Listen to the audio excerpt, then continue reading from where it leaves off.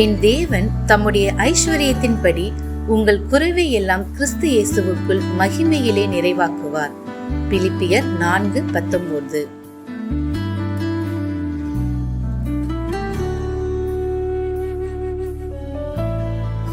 But my God shall supply all your need according to his riches in glory by Christ Jesus. Philippians 4:19.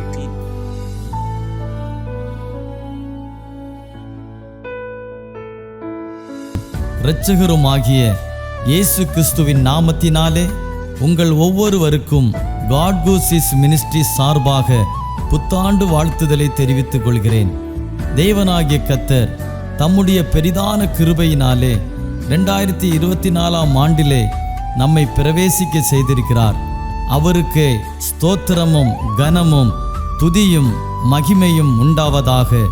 நமது ஊழியத்தின் மூலமாக ஒவ்வொரு நாளும் தேவ வார்த்தைகளை பகிர்ந்து கொண்ட தேவ ஊழியர்களையும் குடும்பங்களையும் தேவனாகிய கர்த்தர் ஆசீர்வதிப்பாராக. ஒவ்வொரு நாளும் இன்றைய மன்னா செய்தியை கேட்டு பிரயோஜனம் அடைந்த அநேகருடைய சாட்சிகளை இம்மட்டும் கேட்டிருக்கிறோம். இந்த ஆண்டிலும் கூட தம்முடைய வார்த்தையில் மாறாதவராகிய கர்த்தருடைய வார்த்தையை விசுவாசத்தோடு கேட்போம், கவனிப்போம். நிச்சயம் ஆசீர்வாதங்களை பெறுவோம். கடந்த நாட்களில் நாம் கண்ட எல்லா துயரமான சூழ்நிலைகளிலிருந்து கர்த்தர் நம்மை விடுவித்து இந்த புதிய ஆண்டிலே தேவன் தமது வார்த்தைகளை நிச்சயம் நிறைவேற்றுவார் என்ற விசுவாசத்தோடும் நம்பிக்கையோடும் காத்திருப்போம். தேவனுடைய வார்த்தைகளுக்கு கீழ்ப்படிய நம்மை நாமே ஒப்பு கொடுப்போம். கர்த்தர் மகத்துவமான காரியங்களை செய்வதற்கு வல்லமையுள்ளவர். நம்முடைய நம்பிக்கை வீண் போகாது. தேவன் சகலவற்றையும் அதினதின் காலத்திலே நேர்த்தியாய் செய்கிறவர். இந்த புதிய ஆண்டையும் கூட நமக்கு தேவன் தந்திருக்கிறார். கடந்த ஆண்டிலே நம்மோடு கூட இருந்தவர்கள் அநேக பரிசுத்தவான்கள் கர்த்தருடைய இளைப்பாறுதலுக்குள் பிரவேசித்திருக்கிறார்கள். ஆகிலும் நம்மை கொண்டு தமது திட்டங்களை நிறைவேற்றும்படியாக தேவன் நம் ஒவ்வொருவரையும் ஜீவனோடு பாதுகாத்து இந்த புதிய ஆண்டிற்குள் பிரவேசிக்க செய்திருக்கிறார். நல்ல எதிர்பார்ப்போடும் விசுவாசத்தோடும் காத்திருப்போம். இந்த ஆண்டு மகிமையாக துவங்கட்டும். கர்த்தர் தாமே இந்த ஆண்டு முழுவதும் உங்களையும் உங்கள் குடும்பங்களையும் ஆசீர்வதிப்பாராக. ஆமென்.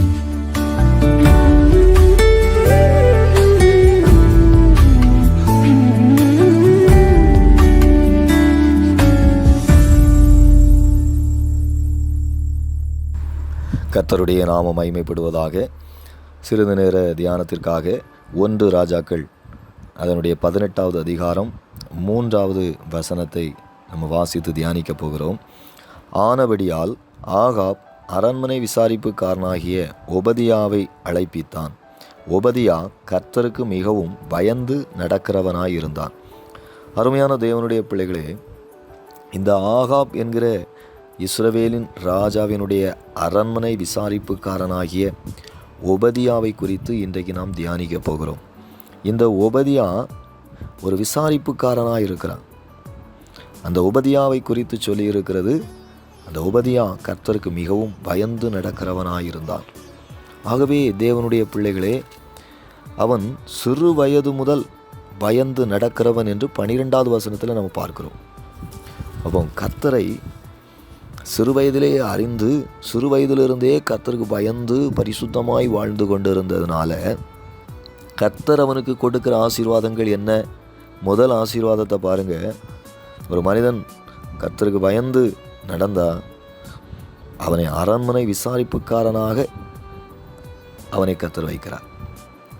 பாருங்க, அரண்மனையே விசாரிக்கிற ஒரு பெரிய மேலான ஒரு பொறுப்பு, ஒரு உயர்வு, ஒரு ஆளுகை, ஒரு அதிகாரத்தை கர்த்தர் அவனுக்கு கொடுக்கிறார். ஆகவே கர்த்தருக்கு பயந்து நாம் ஜீவித்தால் தேவனாகிய கர்த்தர் நம்மை உயர்த்துவார். எந்த அரண்மனைக்கு பாருங்க, ஆகாப்பினுடைய அரண்மனைக்கு. எங்கே கர்த்தரின் தீர்க்கதரிசிகளை சங்கரிப்பதற்கு கட்டளை புறப்பட்டதோ அதே அரண்மனையில் விசாரிப்புக்காரனாக இருக்கிறான். அவன் பாருங்கள், எங்கே எதிர்ப்பு இருக்கிறதோ எங்கே நமக்கு பிரச்சனை இருக்கிறதோ, எங்கே இருந்து உபத்திரவங்கள் போராட்டங்கள் வெளிப்படுகிறதோ அங்கே தேவனாய் கர்த்தர் நமக்கு உயர்வை தருகிறார். ஏசபேல் அதே அரண்மனையில் இருந்து தான் கர்த்தருடைய தீர்க்கதரிசிகளை சங்கரிக்க வேண்டும் என்று சொல்லி ஆணை பிறப்பிக்கிறார். அதே ஏசபேல் இருக்கிற அரண்மனையில் தான் தேவனாகிய கர்த்தர் ஓபதியாவை விசாரிப்புக்காரனாக, அந்த அரண்மனைக்கே விசாரிப்புக்காரனாக கர்த்தர் வைக்கிறார்.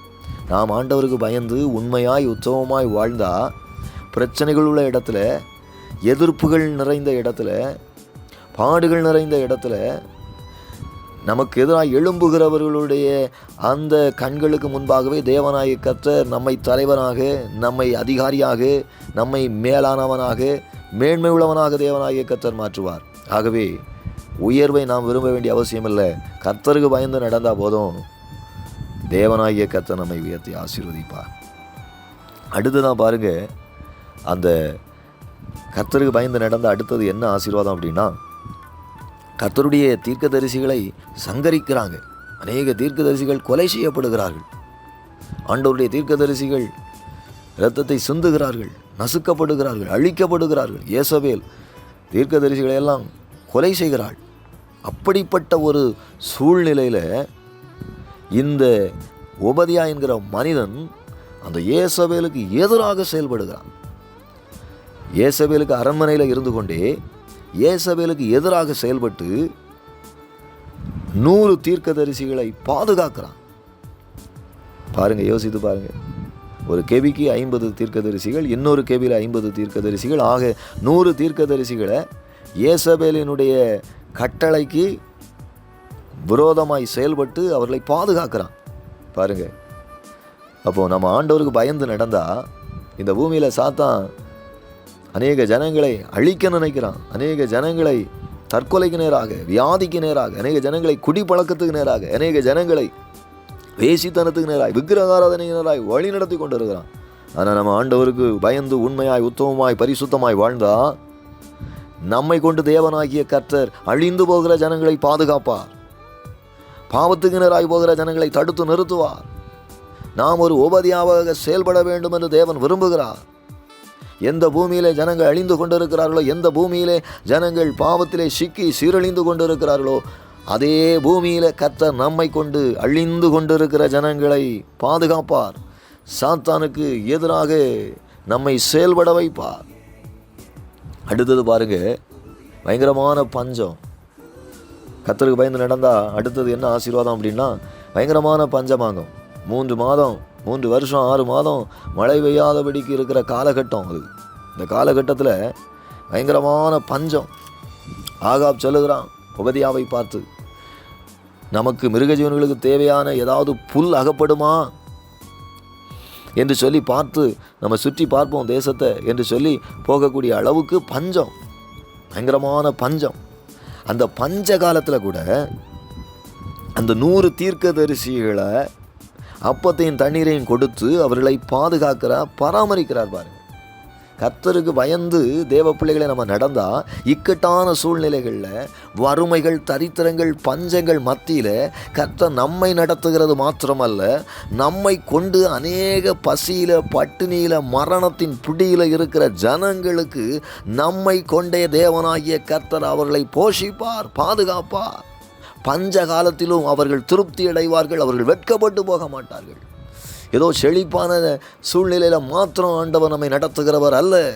மகா வறட்சியான காலங்களிலும் கர்த்தர் நம்முடைய ஆத்மாவை திருப்தியாக்கி நம்முடைய எலும்புகளை நிணமுள்ளதாக்குவார். நீ நீர்ப்பாய்ச்சலான தோட்டத்தை போலவும் வற்றாத நீரூற்றை போலவும் இருப்பாய். ஆண்டவருக்கு பயந்து நடந்தா நெருக்கமான சூழ்நிலையில் கூட நம்மை கொண்டு அநேகரை போஷிப்பார். அடுத்ததா நம்ம யோசித்து பாருங்க தேவனுடைய பிள்ளைகளே, அந்த துணிவு, ஏசபேலுக்கு எதிராக துணிந்து ஓபதியா செயல்படுகிறார். ஏசபேல் கண்டுபிடித்து விட்டால் என்ன நடக்கும்? ஓபதியாவுக்கு மரண தண்டனை தான், தலை போயிடும், சிறைச்சேதம் தான், அதில் தப்பவே முடியாது. ஆனால் அப்படிப்பட்ட ஏசபேலினுடைய ஆட்சி நடந்து கொண்டு இருக்கிற பொழுதும் இந்த கர்த்தருக்கு பயப்படுகிற ஓபதியா துணிந்து அந்த துணிவு வருகிறது பாருங்க. பயப்படவே இல்லை, பின்வாங்கவே இல்லை. ஒன்றுக்கும் பின்வாங்காத சிங்கத்தை போல கர்த்தருடைய பிள்ளைகள், கர்த்தருக்கு பயப்படுறவங்க, நீதிமான்கள் செயல்படுவார்கள், தேவனுடைய பிள்ளைகளே. ஆகவே நாம் ஒரு காரியத்தை நாம் மறந்து விடக்கூடாது. நம்ம பரிசுத்தமாக வாழ்ந்தா ஆண்டவர் நம்மை துணிந்து செயல்படுவதற்கு கர்த்தர் கிருபை தருவா, பலம் தருவா, அதிகாரத்தை தருவா. அது மாத்திரமல்ல, அவர்களை பாதுகாப்பதற்கு உபதியா 100 தீர்க்கதரிசிகளை பாதுகாப்பதற்கு ஒரு அழகான இடத்தை ஆண்டவர் கொடுத்திருக்கிறார் பாருங்க. கெபிகளை கொண்டு போய் வைக்கிறார்.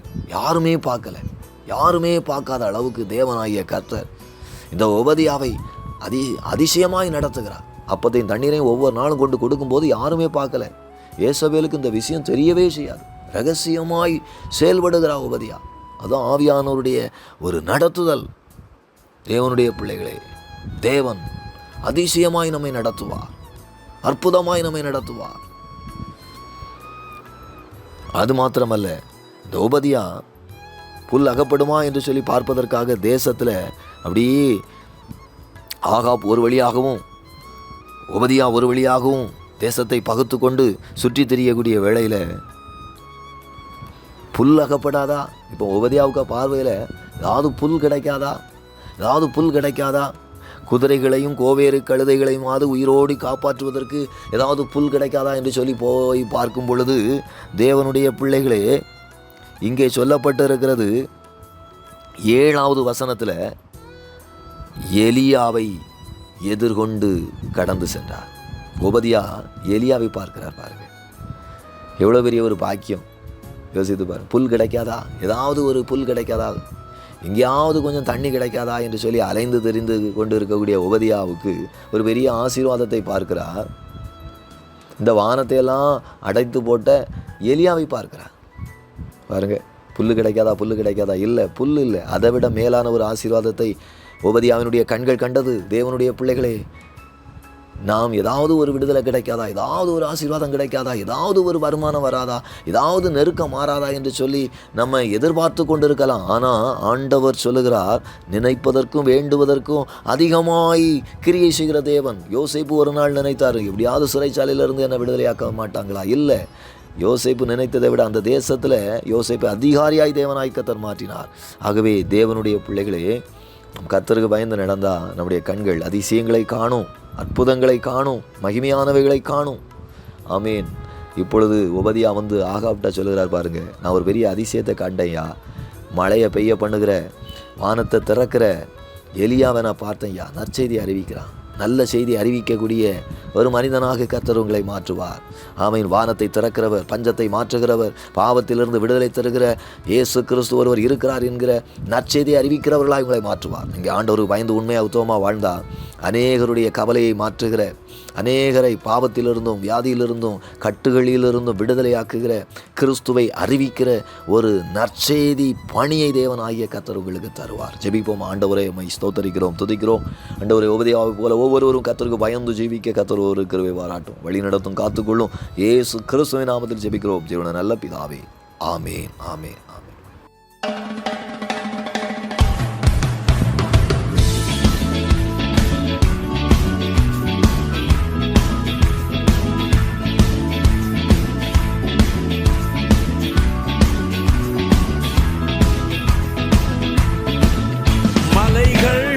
விலகி போனாலும், பர்வதங்கள் பெயர்ந்து போனாலும், மலைகள் விலகி போனாலும், பர்வதங்கள் பெயர்ந்து போனாலும், அவர் கிருபை, அவர் இரக்கம் மாறாது எந்தன் வாழ்விலே. அவர் கிருபை, அவர் இரக்கம் மாறாது எந்தன் வாழ்விலே. மலைகள் விலகி போனாலும், பர்வதங்கள் பெயர்ந்து போனாலும், மலைகள் விலகி போனாலும், பர்வதங்கள் பெயர்ந்து போனாலும், அவர் கிருபை, அவர் இரக்கம் மாறாது எந்தன் வாழ்விலே. அவர் கிருபை, அவர் இரக்கம் மாறாது எந்தன் வாழ்விலே. விட்டு விலகாத ஆண்டவர், என்னை ஒருபோதும் கைவிடாத சிநேகிதர். என்னை விட்டு விலகாத ஆண்டவர், என்னை ஒருபோதும் கைவிடாத சிநேகிதர். எனக்காக ஜீவன் தந்த ரட்சகர், என் வாழ்வில் என்று போதுமானவர். எனக்காக ஜீவன் தந்த ரட்சகர், என் வாழ்வில் என்று போதுமானவர். மலைகள் விலகி போனாலும், பர்வதங்கள் பெயர்ந்து போனாலும், மலைகள் விலகி போனாலும், பர்வதங்கள் பெயர்ந்து போனாலும், அவர் கிருபை அவர் இரக்கம் மாறாது எந்தன் வாழ்விலே. அவர் கிருபை அவர் இரக்கம் மாறாது எந்தன் வாழ்விலே.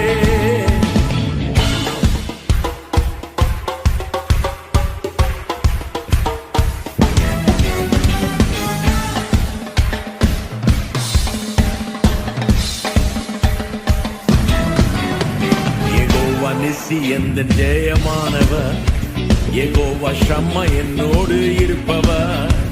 யெகோவா நிசி எந்தன் ஜெயமானவர், யெகோவா ஷம்மா என்னோடு இருப்பவர். என் வாழ்வின் நம்பிக்கையானவர், என் வாழ்வில் என்று போதுமானவர். என் வாழ்வின் நம்பிக்கையானவர், என் வாழ்வில் என்று போதுமானவர். மலைகள் விலகி போனாலும், பர்வதங்கள் பெயர்ந்து போனாலும், மலைகள் விலகி போனாலும், பர்வதங்கள் பெயர்ந்து போனாலும், அவர் கிருபை அவர் இரக்கம் மாறாது எந்தன் வாழ்விலே. அவர் கிருபை அவர் இரக்கம் மாறாது எந்தன் வாழ்விலே.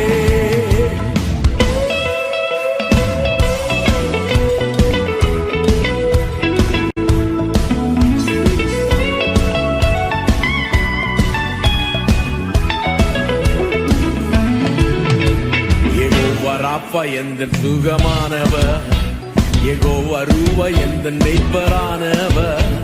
யெகோவா ராப்பா எந்தன் சுகமானவர், யெகோவா ரூவா எந்தன் மெய்ப்பரானவர்.